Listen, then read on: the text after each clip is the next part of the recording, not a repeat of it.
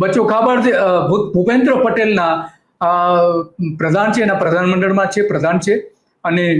એમના જે બે સંતાનો જે છે એમણે આ કૌભાંડ કર્યું હોવાથી એની ધરપકડ પણ થઈ છે, અને એટલા માટે આ રાજીનામું માંગી રહ્યા છે. આગળ જોઈ શું કહી રહ્યા છે. બચ્ચુ ખાબડની ધરપકડ કરો, ધરપકડ કરો, ધરપકડ કરો, તપાસ કરો, તપાસ કરો,